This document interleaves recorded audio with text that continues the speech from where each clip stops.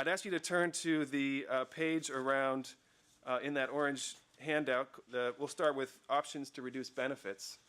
I just wanted to walk through some of these and give you a few sound bites on each. So the first group there is changing the cost of living adjustment. That's really very straightforward. It's reducing the benefit by a particular amount. The first amount would be 1 percentage point. The second would be a half. The third is really just a way of explaining or justifying an amount. But they're all really the same thing. There's a rationale attached to one as opposed to the others, which are just simply saying we're going to reduce the benefit. You can see that obviously they scale according to the size of the reduction, but some of them would go quite a long ways towards closing the shortfall. Next is a pretty analogous set of proposals, is cutting benefits for new beneficiaries, 3% or 5%, or an alternative proposal which is just to change how benefits are calculated, which results in a much bigger than a 5% cut over time. Again, that's sort of putting a rationale to what is essentially a straightforward benefit reduction. Next issue you have is raising the age for full benefits. There's a lot of people who say that people are living longer and they can afford to keep working longer. Essentially what that does amount to is reducing the Social Security benefit that they'll receive over the course of their life. The first proposal is to go to age 68. The second is to go to age 70. The third is to go to age 70 and then to keep on going. So you can see the impact that those would have. And I would just add, in case you didn't know, it's already going to 67.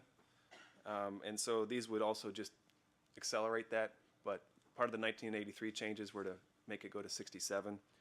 So the age of 65 as retirement is really itself coming to an end, at least for Social Security's purposes. Changing the benefit formula. This is, again, it's just a straightforward benefit cut. It would make you have your benefits applying to a longer period of your work history. People would say this has a particularly detrimental effect on lower income workers because the more of their work history you include, the more of their low earning years you include. And that has a particularly harmful effect on women who might have worked for longer years as a lower wage and are going to live longer too. One of the things with a lot of these changes you have to just understand is that when you reduce someone's benefit, that by the time they reach the age of 90 or they're 85, 90, really they've often run out of other savings that they had. And so if your benefit is much smaller than it would have otherwise been, that can be a real problem. Next page is options to increase revenue. So the first grouping of them is raising the tax cap. As I'm sure you all know by now, the Social Security tax stops.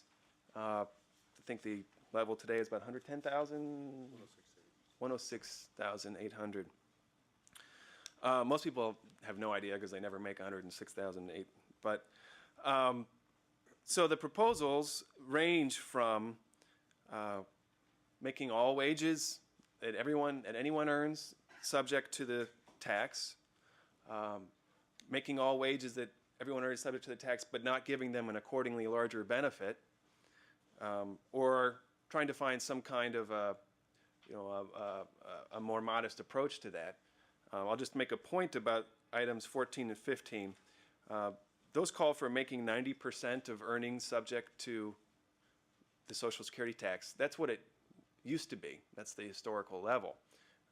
However, more and more high-income earners have pulled their wages out of the Social Security tax, and so the cap has slipped in terms of the amount of wages that it covers. So this would restore it to what it historically was. As for whether that is the appropriate level, that's something you would, have an opinion on or want to have an opinion on. But so these proposals, these are very politically. These are often thought to be popular or easy because when you do a poll, you ask people, "Hey, should Bill Gates pay Social Security tax on all the money he makes, just like you do?" people say, well, of course, what do you mean he's not paying Social Security tax on all of his money? This is a ripoff. So these ideas are often thought to be, there is a base of support for them. But it's a very challenging area because Social Security is designed as a system where what you get out of it is in accordance with what you put in it. Now, it's balanced so that it favors lower income workers, but nevertheless, there is a principle there in the program.